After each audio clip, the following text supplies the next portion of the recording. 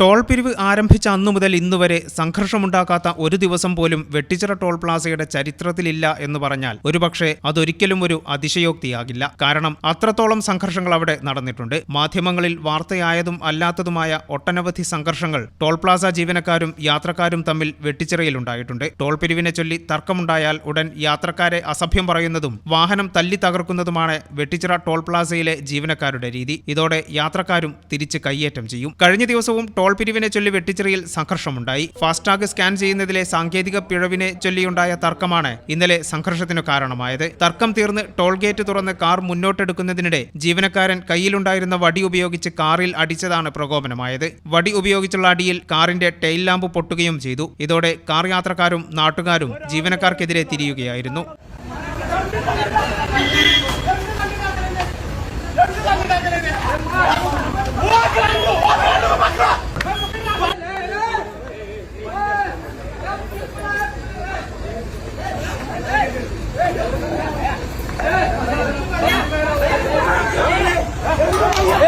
वो मुश्किल क्या है भाई?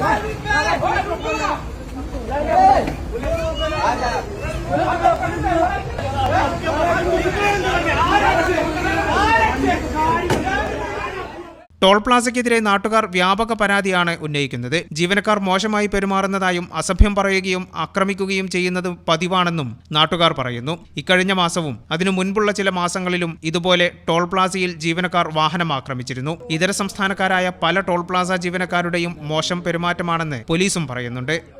ഈ channel news Vettichira. KSFE Valanchery ബ്രാഞ്ചിൽ ഉടൻ ആരംഭിക്കുന്നു 100 മാസ ചിട്ടി. 25 ലക്ഷം രൂപയുടെ ചിട്ടി. വീട് പണിയാൻ, ബിസിനസിന് എല്ലാത്തിനും അനുയോജ്യം. വളാഞ്ചേരി ബ്രാഞ്ചുമായി ഉടൻ ബന്ധപ്പെടുക.